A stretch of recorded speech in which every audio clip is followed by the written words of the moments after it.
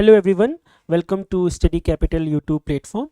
My name is Atul Mishra. I'm your mentor for CUET PZ 2025 MA English Entrance Examination. So in our last video, we talked about the difference between modernism and postmodernism. We have seen characteristic of modernistic drama, modernistic literature and postmodern literature. So in modernism, we have seen how there is fragmentation, there is lack of meaning, and writers are trying to find the solution. So we talked about stream of consciousness. We talked about how there are multiple ways through which modern writers, they are trying to find the meaning because they believe in what we say objective truth. So for them there is one meaning and they are looking for this meaning. There is objective truth that is possible, and that is how they are trying to write literature as well. Although there is fragmentation, there is non-linear plot, which we find in modernistic writings. You can think about James Joyce, you can think about Virginia Woolf. Their writing depicts the non-linear plot. Mrs. Dalloway is a very good example of it. Ulysses is also a very good example of that writing. Although the non-linear plot is typically a characteristic of the postmodern writing. You can think of Joseph Heller's Catch-22, Pensioners Crying a Lot of 49, the many other texts where we find non-linear plots, but in modern literature as well, we find the same thing as well. Now we'll talk about some of the characteristics, or what you say, key factors associated with the modern literature. Now in terms of writing, you are aware of, I hope you are aware about the modern writers. In terms of novel writing, you have D.H. Lawrence, Sons and Lovers, a very important novel, the first novel of Oedipus complex. We have a character of Gertrude and Paul Morrell, how his relationship with his mother affects his relationship with other women that he encounters. So a very important text in that context. We have The Wasteland of 1922. In last video we talked about the fragmentation and how T.S. Eliot is looking for solution. You see, they have turned towards Eastern culture to talk about how they can find meanings. Now you can also relate it with Rabindranath Tagore. So when Rabindranath Tagore was awarded with the Nobel Prize in 1913, after that, when you watch his I think the speech is available. When you'll read the speech of Rabindranath Tagore and you try to associate it with what Kipling says, East is East, West is West, and twain shall never meet, Kipling writes. But Rabindranath Tagore in his speech says West is spiritually barren and East is spiritually rich. So for the money that I am getting, I'll create a university, Santi Niketan. West can come and they can learn spirituality from us. That's exactly what happened. You see, writers like T.S. Eliot turn towards Eastern culture. The translation of 10 Upanishad with Purohit by W.B. Yeats. There are many other versions that you can find. So we'll try to find out these key terms associated with modernism so that you can replace differentiate between modernism and postmodernism. Before we start, I remember in our last video I talked about how you can relate modernism with the second wave of feminism. You think about feminism as a movement and as an ideology. I'm talking about feminism as a movement. We have first wave of feminism that ends with the right to vote that was given to women in 1920, and then starts the second wave of feminism. And then in 1960s you have third wave of feminism. Now in the second wave of feminism, we have what we call sisterhood. They believed that all over the world, women experience one thing, that is oppression, and on the basis of oppression they created what you say sisterhood. So there is unity, and that's exactly what we find in the modern literature as well. There is unity. Second wave of feminism says there is only one truth, and that truth is that they all are oppressed on the basis of gender. One truth. And modernism also says that there is only one truth, one meaning, objectivity in modern literature or modern writings. So you see that there is a coherent relationship with the second wave of feminism and modern literature, modern period. We'll talk about the difference between the similarity between postmodern literature and postmodern literature and third wave of feminism in our different video. Okay, now moving ahead with the modernism, that we have already talked about stream of consciousness, so I'll not go into it and not talk about the fragmentation and all other things you are probably aware about. We'll talk about few new things. Ezra Pound.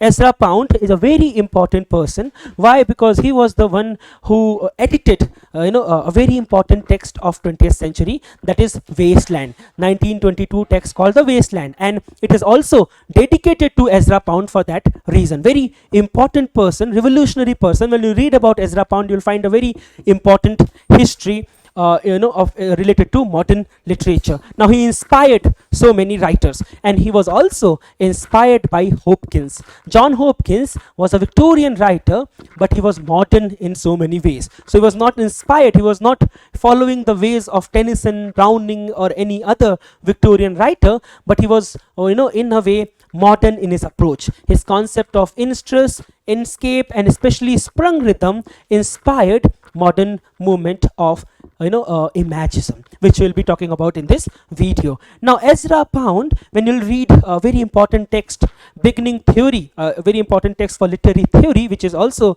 prescribed in your syllabus, in the introduction part, you read this maxim given by Ezra Pound. It says, make it new, right? There's also a definition of literature, news that stays news, according to Ezra Pound.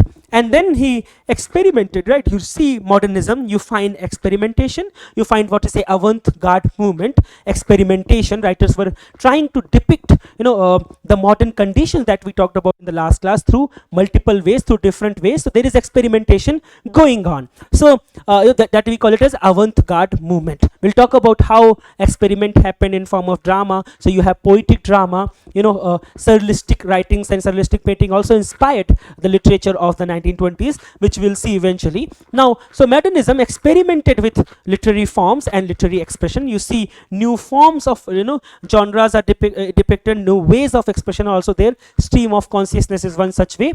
So Ezra Pound called it as make it new. Remember, this is very important maxim that we can associate with the modern period. Now, you see, the modern literature, there is great deal of change that is taking place. So we have already, you are aware about the industrialization that is going on. We have a writer, D.H. Lawrence, who present critique of industrialization in his writing. Is famous for that. In all of his writings you find that. Now, there is technological advancement going on. There is also societal changes of modernity when we move into the 20th century. Now, there are multiple forms of modernity. There is Bauman, who wrote a text called Liquid Modernity, and where he discusses the concept of wasted lives. What is wasted life? In the modern world, human beings are converted into waste. There are a lot of migration literature available, especially if you can think of Indian migration to the Gulf region.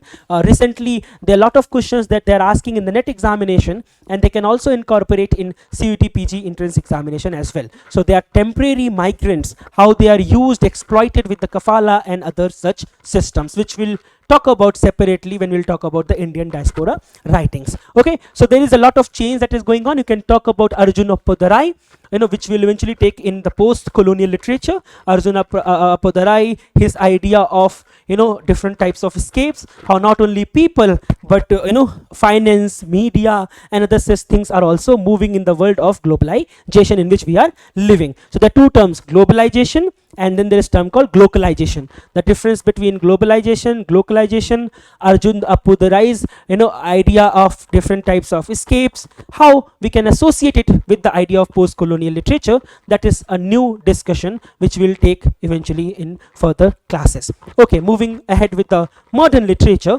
there is one term that we find, collective unconscious. Now, psychoanalysis also started somewhere around 20th century. I'm not saying the study of the discovery of unconscious. Freud himself says that he was not the one who discovered unconscious. He was the one who started study of the unconscious, scientific study of unconscious, which you find in psychoanalysis, the interpretation of dreams, exactly published in 1900. Then we have many other followers of Sigmund Freud. Now for Sigmund Freud, this unconscious is a realm of repression, is a realm beyond time, beyond space, and it's actually a realm of repression. So there was last year there was one question from Sigmund Freud based on the concept of parapraxis, what you say, slip of the tongue. How we actually encounter the unconscious part, how we recognize our unconscious part, right? So there are multiple ways: through slip of the tongue, through dreams, and then he talks about two variants within the dream: what is latent dream, what is other part of the dream, and then unconscious mind, subconscious mind, and conscious mind, id, ego, super ego, and there are many other terms that he talks about. Simply, Carl Jung is another writer in same lane, and he talks about collective unconscious. There are so many things in our mind that are there in collectively in our unconscious unconscious mind. Now you can think of Maud Bodkin, a very important writer. He talks about archetypes in poetry. There's a very important text that Maud Bodkin has written, who talks about archetypes in poetry, and there also the collective unconscious plays a major role. So in general, Carl Jung, when he talks about collective unconscious, he refers to the unconscious mind and our shared mental concept. So you see, there are instincts that works on, and then there are mythical notions that are common in every in typically every culture. So there is a role of primal symbols such as the role of the great mother, the role of the wise old man. These are archetypes available in Western culture. Now moving ahead, when we think about the modern literature, especially in 1910, you find three very important movements: Surrealism, Dadaism, and Imagism. Surrealism and Dadaism are two movements which inspired theatre of absurd of post-modernism. But there is a movement, literary movement, called Imagism. Now, as we have discussed, Hopkins' sprung rhythm was very similar to the Imagist writers using free verse. So Hopkins inspired Imagist movement. These are the people like Ezra Pound was the founder of Imagist movement. We have we have Hulme, who is known as the father of Imagist movement, and there are many other writers who are part of Eliza Doolittle and others who are part of Imagist writings of 1914 to 1918. They have also published their anthologies during this particular time frame. What they are doing, there is imagery, there is brevity, there is free verse in their writing. Especially this movement is known for free verse writing. Now think about these writers, right? What they are trying to do, the use of free verse. You think about the Victorian period, you think a period before Victorian period, and what kind of writing that was written before. It was very different, right? And now when we enter into the modern period, we see first we see Surrealism, which talks about the nonsense, basically a precursor of the postmodern form of theatre, which we call it as theatre of absurd. So we do have a lot of important surrealistic paintings. There is a text by André Breton which is known as Manifesto of Surrealism. You can read about it. You can see multiple pictures which talks about nonsense, which depict the trauma of the First World War. Dadaism is again very similar movement. In literature, we have Imagism of the 1910s. In 1920s, you have the lost generation. So people were wounded physically and mentally, and that's why Gertrude Stein coined this term called the lost generation, right? T.S. Eliot is a part of it. Galsworthy and others were also part of the lost generation. Okay, now you see how we move from reliable narrator to unreliable narrator. You know what is reliable narrator? You can rely upon whatever the narrator is saying. There are two ways of expressing narrative. There is one that is known as showing, another that is known as telling. You can read this entry in H. Abrahams as well. What is showing? The writer tells you everything. The narrator tells you everything that you need to know. You can think about Pride and Prejudice, a very important text written by Jane Austen. What happens? You see Mrs. Bennet, her way of living, her character is explained by the narrator, right? Whatever she will do or whatever she thinks is explained by the narrator. So writer is showing you everything. telling you everything, and then the sewing way where it is implicit, the narrator will not talk about the character, but it is implied, so you'll read and you'll rely, okay, this is what the character means. So there's one way of narrating where everything is told to you by the narrator, and there is another which is implicit where you will when you'll read the text and you'll find, okay, this is what it suggests. There is suggestive meaning that is associated with it. Rolla Barth will talk about connotative and denotative meaning. We'll talk about it later. Now the Victorian period, because it is based on realistic drama, realistic literature, we have what we say reliable narrators. So whatever they are saying, we believe on them. But because the fragmentation, the non-linear plot that we are talking about in the modern period, we also see a shift from reliable narrator to what we see unreliable narrator, and the precursor to it as well. You can think of Dostoevsky's The Multiple Text. The Underground Men is one such text where you see, in the very beginning, he talks about how he's a, he's a person who likes when people are in pain, but on the second page of the same text he said, whatever I said was wrong. That means you see that there's a shift. The moment you start relying upon the narrator, he says something else. So there is unreliability. You cannot rely upon the narrator, and that's happening because there is fragmentation. So the literature also depicts it, right? So modern writers, especially after the First World War, after 1918, you find that the disillusionment is there, and disillusionment also followed their writings. What will they do? They'll broke the implicit contract with the general public that artists were the reliable interpreters and representative of mainstream culture and ideas, and what they'll do, they'll focus much more on unreliable narrators, exposing the irrationality. What you say? There is a rationality, and then because of the World War there is irrationality. So they'll try to depict the irrationality that they'll do when they'll shift from reliable to unreliable narrator. Okay, now what they also do, we have already talked about a stream of consciousness. May Sinclair was the writer who used this term for the very first time in the writings of Dorothy Richardson, although William James was the one who coined the term. But in literature, it was May Sinclair who applied this term in the writings of Dorothy Richardson. So Dorothy Richardson is a very important writer who used a stream of consciousness. We have Virginia Woolf, Mrs. Dalloway, To the Lighthouse, Voyage Out, and there are many other texts where she used a stream of consciousness technique. You can think about Dubliners by James Joyce, Ulysses by James Joyce, Stephen King, what we say, Portrait of an Artist as a Young Hero, the original title was Stephen King, is also a very good example of a stream of consciousness. Now the use of a stream of consciousness by Virginia Woolf is somehow different from James Joyce, but that is not important for your examination. So you find stream of consciousness, you find interior monologue, you also find some text which are where we have multiple points of view, which is typically a postmodern characteristic, but we have literature in the modern period which talks about multiple points of view. I have asked this question in the last video as well. There's one text by G.B. Shaw where you have multiple endings.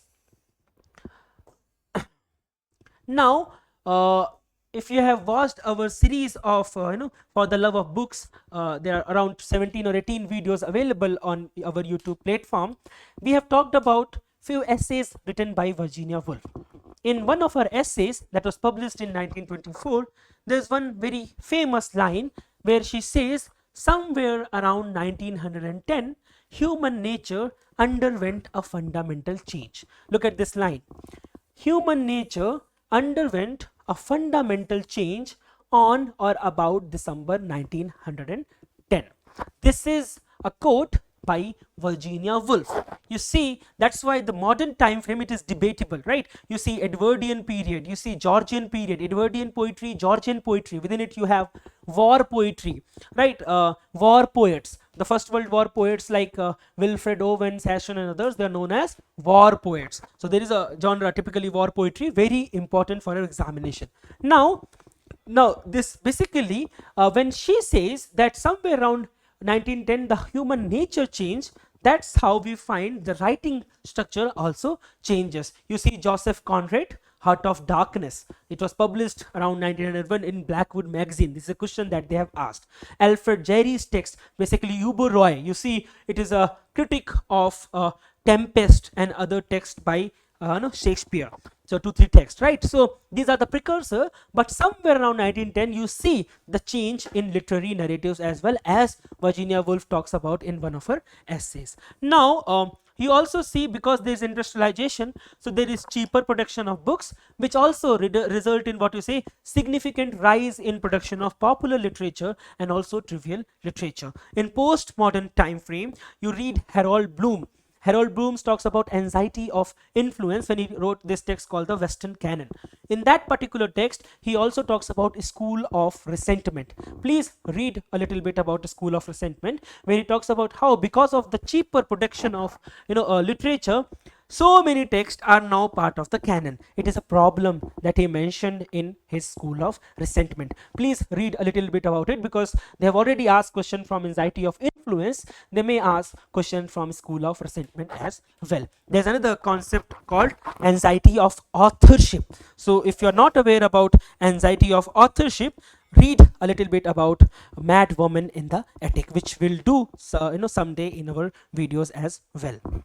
Okay, now yes, you see a text called Winsburg, Ohio, by Sherwood Anderson. It was published in 1919. What is different in this particular text is, this is a text where we have plain spoken prose style, and the focus is on psychological insight into character. So we are delving into the psychological, into the mind of human psyche, that we see in the postmodern modern literature as well as in the postmodern literature. But this is an early example. Why I'm talking about this? You read I.A. Richards. I.A. Richards' concept of poetic value. He was one of the first writers who talks about the psychological interpretation of poetry. He says there lies a hope of civilization. When he talks about poetry, he says the world is changing, and there is only one thing that is common, that is not changing in this changing world, is poetry. So he talks about the impulses, psychological study of poetry. Probably he was the first one to do so. In literature, it starts with Sherwood Anderson text called Winsburg, Ohio. So that's why it is also a very interesting text. Now you also see one day life narratives. You can think of in Indian context, Untouchable, Bakka, and his life, one day in his life in Untouchable, 1835, very important text in Indian writing. 1935, sorry. In James Joyce, in Western World, we have Ulysses, published in 1922, in the same year in which The Wasteland was published. And there you find it is actually a story of 24 hours in the life of Leopold Bloom. Now, T.S. Eliot talks about these things, and he says, and you remember the quote, it is very interesting quote where he discusses this aspect, and he says, a way of controlling, of ordering, of giving a shape and a significance to the immense panorama of futility and anarchy which is contemporary history. Look at how he described contemporary age. He says futility, anarchy, which is contemporary history. So instead of narrative method, what these writers are doing, we may now use the mythical method. Look at, we talked about how there is fragmentation and people will look for solution. T.S. Eliot is giving this solution, that we cannot rely upon the narrative method which was there in the Victorian period. Think about Aurora Leigh, a very important text by Elizabeth Barrett Browning, right? There we have narrative poetry, verse novel we call it, right? And now we cannot rely upon it because of the futility and anarchy which is the contemporary history according to T.S. Eliot. So what we should do, we should now focus to the mythical method. James Joyce did that. You know the relationship of this text with the great text by Homer. T.S. Eliot did the same thing in The Wasteland, and that's why he says it is, I seriously believe, a step toward making the modern world possible for art. So this text by James Joyce is one step towards the meaning making. Now what Eliot will do, Eliot's text, The Wasteland, also mirrors the futility of an anarchy that he's talking about in the quote, and that's why we have fragmented structure, we have absence of what you say central unifying narrative, and he is also moving towards the myth making, which you see in in the ending as well. So what he says, the decay and fragmentation of Western culture, it is depicted in this writing as well. Now another thing, modernistic literature also addresses similar aesthetic problems as contemporary modernistic art. We talked about surrealism and Dadaism. So the futility, the fragmentation, the nonsensical element, everything is there in the painting. Now literature also addresses the same problem. You see Gertrude Stein, we talked about the problem, what you say, the lost generation, and his abstract writing such as the text called Tender Buttons, which was published in 1914, have also been compared to the fragmentary and multi-perspective paintings of Cubism as well as Pablo Picasso. So Cubism is also a movement, cubistic painting, surrealistic painting, Dadaistic painting, and you see the literature is compared to those paintings.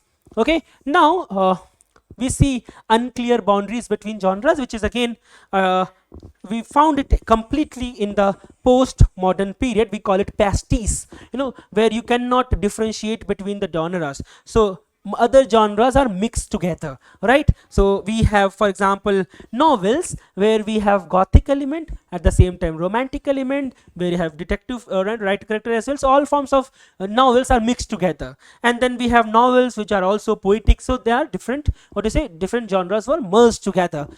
This is typically present in the post-modern literature, but we do find certain narratives in the modern period which are where we also, it is very difficult to differentiate the boundaries between the genres. Now that's why what he says, poetical and poetry prose like. You see the poetical drama of T.S. Eliot of 1930s and 40s are very good example of this movement. Now I'll tell you some names which are can be considered as a precursor of modernism. You see Nietzsche, a very important writer who talks about Übermaß, Superman concept, which is eventually talked about G.B. Shaw in his text called Man and Superman, as well as Back to Methuselah. So G.B. Shaw talks about life force theory. Please read about it. It is, we are not covering this theory in this video, so read a little bit about it, and we'll continue. We'll talk about this in some other video. Okay, so you can read about Nietzsche. You can read about Schopenhauer. Schopenhauer is famous because he says there is no selfless deed. You can read about it. What does it mean? Why there is no selfless deed and how it is related with modernism. Please read about it. Now moving ahead, we have also certain precursors of modernism. I mentioned the unreliable narrators in Dostoevsky. So Dostoevsky's Crime and Punishment, the brother Karamzin, especially the underground man that you find in Notes from Underground. If if you'll get time, you can read the introduction or the first 2 pages of Notes from Underground. You'll realize what is unreliable narrator. Typically a thing that you'll find in all modern literature. You have Flaubert, who wrote Madame Bovary. There was one question last year when they compared the thematic understanding of Madame Bovary with Anna Karenina by Tolstoy. So these texts are very important, the kind of romantic aspiration that Madame in the text has, and how you can compare it with the idea of fallen woman in Victorian period. Okay, we have Baudelaire, who is famous for his poetic collection called The Flowers of Evil, and the concept of Flanier and how you can compare it with the Walter Benjamin's theory.